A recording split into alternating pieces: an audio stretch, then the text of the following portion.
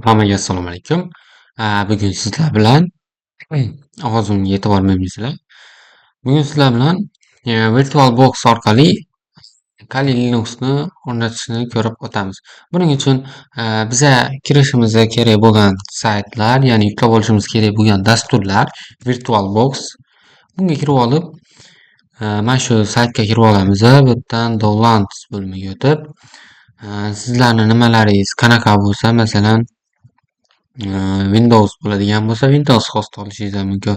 Mac bo'ladigan bo'lsa Mac OS, Intel host bor ekan, Apple Silicon host bor ekan, Linux bo'ladigan bo'lsa Linux ham bor.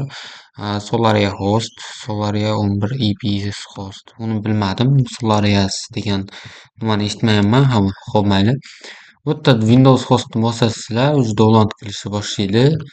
Va yuklab olganlaringizdan keyingi qiladigan ishimiz biza Kali Linux degan saytga kirib olamiz. Kali Linux download deganni bossak, Kali Linuxni ofitsialniy saytiga kirib olamiz. Bu yerdan install image bor, virtual mashinasiga yuklash bor.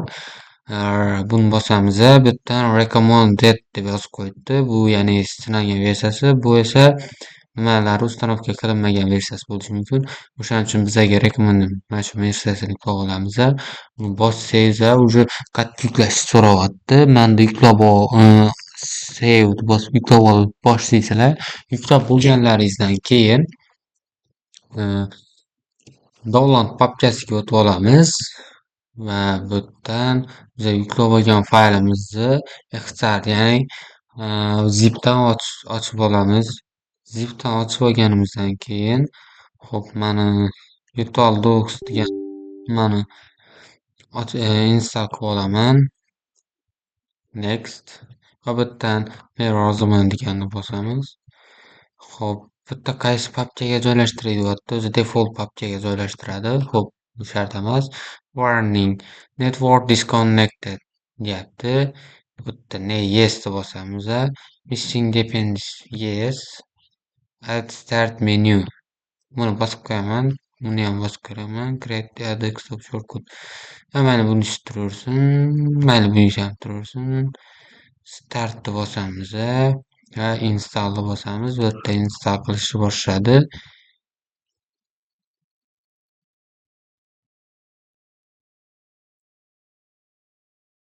Biz ungacha chiqarib olgan faylimizni ko'rib olamiz. Men qayerga chiqargandim? Menimcha mana shu yerga chiqardim. Mana turibdi o'sha faylim. Ichiga kirsam ikkita fayl turibdi. Bu bittasi Kali Linux VirtualBox 1.64 deyapti. Bittasi Kali Linux 2023 bittasi VirtualBox mashina uchun, bu Virtual Disk Image.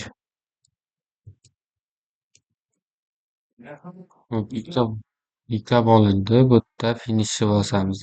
Finishni bosganimizdan keyin bizaga mana bu oyna ochiladi. Bu oynada biza nimamizni, mana shu kalimizni ulab olamiz.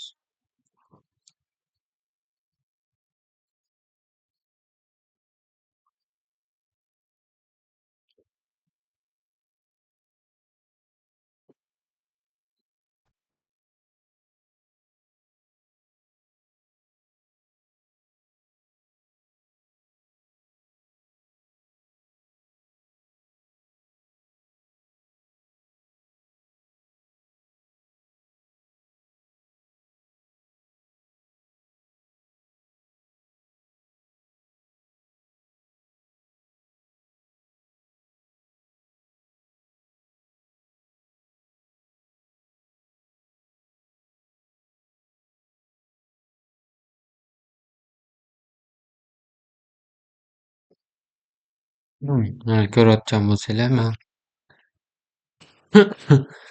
men hozir qanaqa qilib qo'shgan bo'lsam, sizlar ham mana shunaqa qilib qo'shsanglar bo'ladi. Men уже fayllarim yuklanishni boshladi. Mana gun menyuga kirdi. Bu yerda ko'rayotgan bo'lsanglar, ikkita fayl edi, endi 4 ta 5 ta bo'lib ketdi. Demak, buning ichidagi fayllar yuklanishi mana bunga logsga o'tib oldi. Xo'p, bu oynada mana buni yopib qo'yamiz, bu shart emas. Mana уже Linuximiz ishga tushmoqda.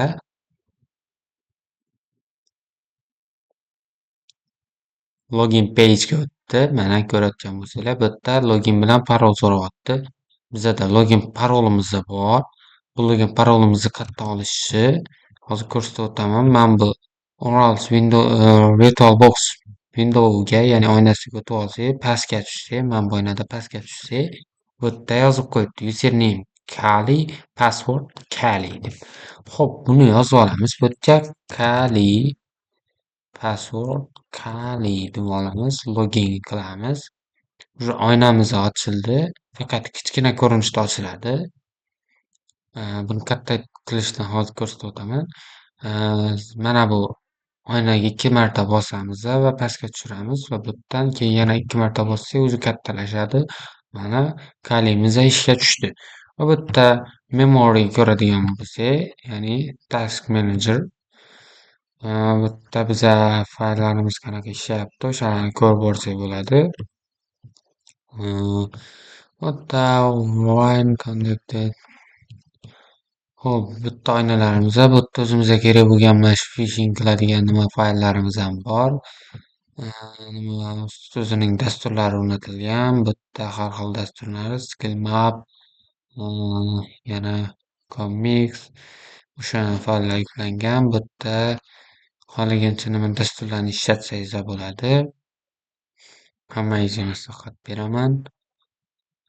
Kiberxavfsizlikni boshida o'rganayotganlar uchun menimcha yaxshi dars bo'ldi deb o'ylayman.